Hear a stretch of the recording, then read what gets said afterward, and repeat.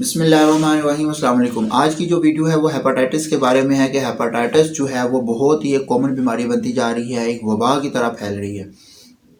ہر علاقے میں ہر جگہ پہ بہت سارے جو مریض ہیں وہ ہیپاٹائٹس کے نکل آتے ہیں۔ آج کی جو ویڈیو ہے اس میں ہیپاٹائٹس کے بارے میں غذائی ہدایات دوں گا، لیکن غذائی ہدایات دینے سے پہلے ان کے غذائی ہدایات کے جو مقاصد ہیں اور پرنسپلز ہیں وہ کیا ہیں، ان پہ پہلے بات کرتے ہیں۔ جو مقاصد ہے یہ ہے کہ جو لیور کے ٹیشو کی ریجنریشن میں مدد ملے، اور جو لیور ڈیمیج ہو چکا ہے اس کو روکنا ہے، مزید ڈیمیج نہ ہو۔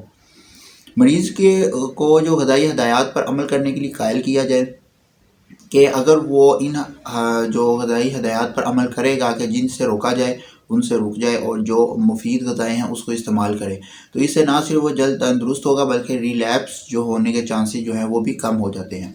غذا اچھی طرح سے اختیار کی جائے تاکہ پرکشش طریقے سے اس کو پیش بھی کی جائے، اور جو مفید غذائیں ہیں اس میں سے مریض کو جون سی پسند ہو وہی غذا جو ہے وہ اس کو دی جائے۔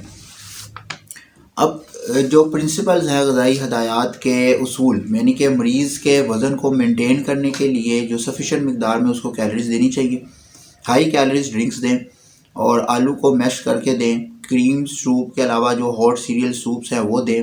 اس کے علاوہ اس کو آئل بھی شامل کریں اس کی غذا میں۔ اس آئل میں جو موسٹ امپورٹنٹ اور مفید ہے وہ ہے ایکسٹرا ورجن اولیو آئل، یہ بھی آپ اس کی مقدار میں کچھ مقدار میں اس میں غذا میں شامل کریں، اس سے غذا میں توانائی بھی بڑھ جاتی ہے۔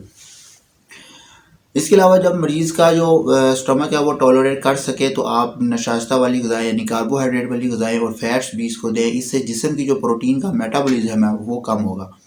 ایسے مریض کو 1 گرام پروٹین پر kg باڈی ویٹ جو ہے پر ڈے درکار ہوتی ہے۔ اس سے جو نیگیٹو نائٹروجن بیلنس ہے اس پر بھی کنٹرول رہے گا، اس سے لیور کے سیل کی ریجنریشن میں بھی مدد ملے گی، اور اس سے لیور کی جو فیٹی انفلٹریشن ہے وہ بھی کم ہوگی۔ اور مریض جتنا بھی برداشت کر سکے اس کے حساب سے آپ اس کو اس میں ہلکا سا مرچ اور مسالہ وغیرہ بھی دیں، اس سے اس کی بھوک بھی بڑھے گی۔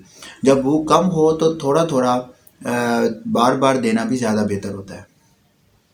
اب اس سے نیکسٹ ویڈیو میں آپ کو جو ہیپاٹائٹس کے بارے میں جو اس کی ٹائپس ہیں، لائک ایکیوٹ ہیپاٹائٹس ہے، اس کی مائلڈ اور سیویئر، کرونک ہیپاٹائٹس، اس میں کون کون سی غذائی ہدایات ہیں ان کے بارے میں بتاؤں گا۔